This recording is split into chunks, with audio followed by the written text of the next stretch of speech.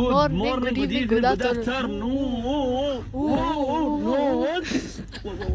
Because you all are in so many different time zones, so I thought this would be most appropriate. But before I kick us off into this little video that I put together, first it was supposed to be a reaction video, but then I decided like adding a like some value to this topic would make better sense.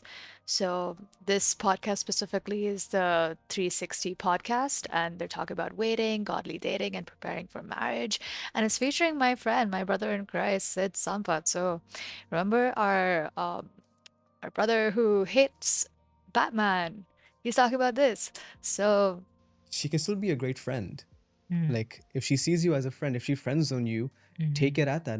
Like just pursue the friendship, not with the intention of like maybe she'll start liking me and but just pursue a friendship. Like if you take the rejection as I don't want you in my life, then you're just losing out on a great friend who can then give you proper advice on like pursuing bro someone is else saying that who because Yeah. he's is actually a dating better now. fit He for has a you. girlfriend. Interesting. I did that. I got rejected. I got used to rejection sometimes. I'll be honest, but I still kept good female friends, Cool. which led me to where I am right now. Yeah, actually, I was there for when he went, I have a girlfriend now. And I was like, yeah, because I'm the biggest hype man, right? I get happy when other people are happy. It's just a me thing. But let's move And on. final question. What's a green flag in a woman that instantly makes you think she's different? Green flag in a woman is when she lets a man be a man Okay. and doesn't change him according to her standards. Mm. If you don't like the person you're with, that's okay. Break it off easily and go find someone else. But if you are with someone and you respect that person and you started liking them, you started dating them because they are the way they are, then respect them and allow them to embrace their manhood. I think you meant that's masculinity. what's more important. Like it's- men like being kids. That's At true. least I do. Me too. I like And, being childish.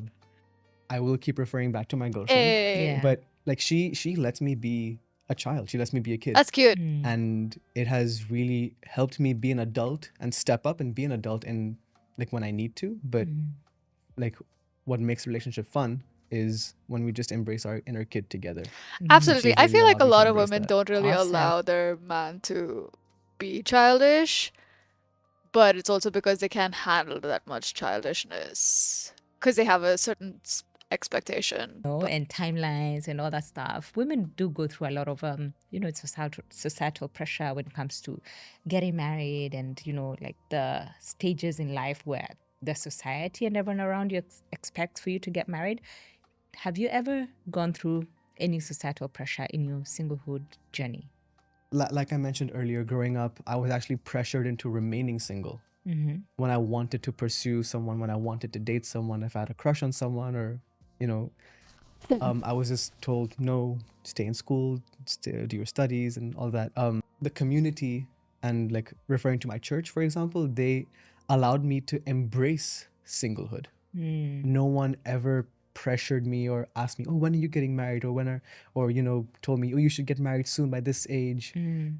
Like you said, it is different for men, so we don't have the age factor playing into it. But I was just allowed to embrace my singlehood and actually taught how to enjoy and love being single. Interesting. But your family members or just your community around you? The community around me. The pressure Aspect of started when I was singlehood like should be about 17. being the perfect partner, being And then the properly person, in the past as couple opposed to years. finding the right person. Like if people just take some time, if single people just take some time and reflect on why they're single, many of them will come to the realization, or they should come to the realization, that maybe they aren't the person that they are looking for is looking for. So what's your relationship like with God? What's your relationship like with yourself? Absolutely. How do I don't you think view I'm yourself? What's fully your like the self-worth? person How do you define yourself? want to be. And what are as your goals and values? in a And are you willing relationship. to compromise on them or not at all? Establish those values and those beliefs. Do you want kids? Do you not want kids? What sort of parenting role do you want to play, all of that. Like, have all of that prepared by yourself before you get into a relationship. That's my advice, and that's also what I learned in church through Absolutely. Listing it out, young adult basically. sessions and a Yeah. little bit of counseling. It was more about preparing myself to be the person that I'm looking for, Nice. is looking for. So honestly, as a woman who didn't really have that while growing up, because it was more like, oh, there were certain family members who are very old schoolish and were like, oh, when are you getting married? And I'm like, I'm literally still a teen. Don't ask me that question. I'm not like an Arab where we get married super early. Although getting married at a younger age kind of also makes sense. There's pros and cons to both of it, right? So in terms of like how he said like preparing um for it by first enjoying the singlehood and also becoming the person that you want to be with. I see that as like a super green flag for many individuals, believers who are doing that, because like I learned a lot. Like I read this book called The Messianic Journey through Proverbs 31. I learned so much just by reading that book, and I'm definitely going to be rereading that every time. Like I'm keeping that book forever. Um, but it taught so much about where we're supposed to be at. And mind you, like the woman of valor, she doesn't really exist because she's so perfect. But we can definitely strive for that kind of excellence. So when I was younger, when I was understanding what it is to like have a crush on someone or like someone, want to ask them out, I really struggled. I did not know how to ask someone out. I was like, the nervousness got to me very easily. I would ask a girl, be like, hey, do you want to hang out? Instead of saying go out on a date. I still You know, get like nervous. I'm learning not that gonna there's a lie. very clear distinction in words like that. And so like we discussed, like everyone would want clarity. So Especially women. exactly, Yeah. yeah. And I'm also like that. I like things black and white. So I More quickly like plain learned and simple, to but yes. like just push past the nervousness and just think, what's the worst that can happen? The worst she'll say is no. Yeah. Actually, there's a lot of worse things that she could say. In short, A lot of you know, so a lot of things times you you could find say. this a solid Christian man who loves God, definitely an ideal potential.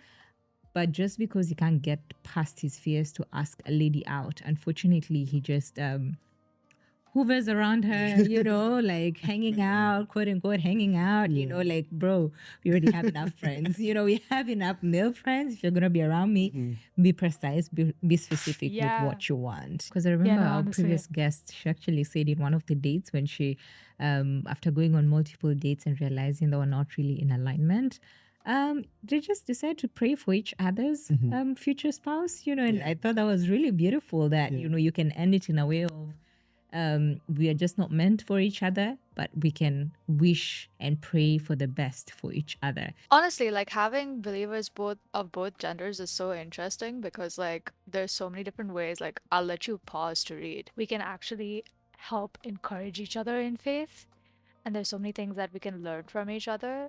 So, for example, in this scenario, like I was just praying like normal, and then God was like, "Oh, bro needs your like opinion," and I'm like, "All right, cool." Sense of As this. men, we are, you know, we are taught that we are leaders of the household, and you know, traditionally speaking, we are the breadwinners of the family. Now, so yeah, definitely, I would want to have it all together. I'll be honest, I don't. But that doesn't mean I don't have a plan.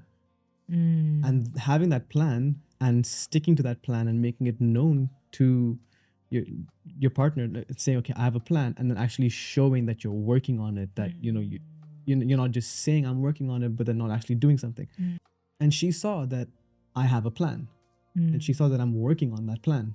That's which good gave because her I would peace of love mind. to know if Not- somebody's not that working I on it. Like, for example, I don't exactly have a plan. Male dominant topic for them to have a plan. And then, because like women are supposed to be the support and multiply whatever is given, right? That's there in the Proverbs 31, by the way. If you're looking for what kind of partner you want, Proverbs it is. Proverbs tells you everything. And I like that. this is known as that prayer, Oh yeah, the right? dangerous prayer. And we know how efficient it is. Oh, You pray very that prayer and like God extremely. works like this. Mm-hmm. So I was like, Not what? I'm not gonna always. waste time. I'm not gonna like spend months getting to know someone, falling in love, and then having Absolutely. my heart Yeah. broken. I don't want that anymore. I'll be honest. In my prayers to God, I was saying, God, once I'm in a relationship with her, I'm going to want to stop praying this prayer. Not that I was like leaving boundaries for God, but like do it before this or else, But it was more just like just having an honest conversation Understandable, with my but father. like honestly, sometimes he expects you to make a judgment call and like pull away when necessary. I just feel not peace in the sense that I'm with a great person, we're in a loving relationship and I'm at peace with that, but more just a peace that's just in my spirit. And I can't really describe it, but I would just say, like, guys, don't shy away from praying that prayer and just trust in God. And if God takes that person away from you, don't blame God, like, Definitely, because He's just 100%. protecting you from something bad. That's just the way I see it. If I prayed that prayer before with my previous, like, girlfriends or women I was dating, Absolutely. I Would would have have saved ended very myself. quickly. I would have saved myself so much hassle. Absolutely. So, to end this, like, obviously, this is not the entire podcast. I've only picked and chosen like a few different things. When he said, like, oh, like, don't be afraid to pray that prayer, right? The heart is deceitful above all else. Who can understand it? We know that verse. But it's also the verse where delight yourself in the Lord, right? And He will give you the desires of your heart. Or the other verse where it's like, pursue the kingdom and His righteousness, and all these things will be added unto you. That is so true, because every time I've pursued Christ in a certain aspect of my life, just suddenly changes. Or like it transforms, it moves on, it evolves. Or like it's replaced with something that is so much more wonderful. So if you feel like your life is missing, it's definitely a God-sized hole that you're trying to fill. And when he'd also said like he knows when things are for him because there's so much of peace, right? Like it's confirmation upon confirmation. God is not a God of confusion, right? And in Philippians 4, 6-7, and when he says surpasses all understanding, mind you, it's not like, oh, it's quiet peace. It's like, those moments where you're on the beach and suddenly everything feels right. That kind of peace is definitely so different to talk about. As circumstances shouldn't be determining how content you are. If circumstances do, if it's external sources that do, then obviously everything else just kind of falls apart. Like you're putting those things on a pedestal, that's your idol. And I believe that a lot of people end up putting relationships or people as an idol without realizing, because they begin to start depending on it so much that they forget how to put God in the center, God first in everything.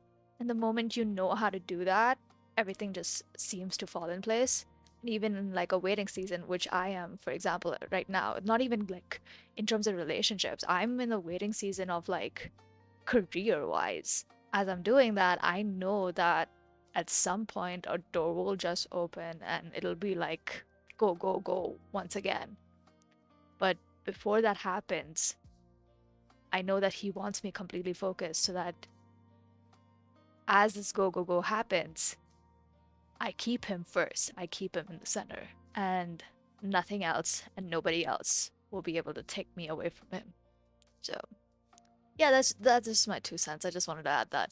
Great podcast, by the way, to Trisha and Sid. Great job. You guys should definitely see it. If you haven't yet. Again, link is in the description if you enjoyed my little 2 cents. And this one, don't forget to like, share, subscribe to their channel, mine. Yeah, and share with your friends.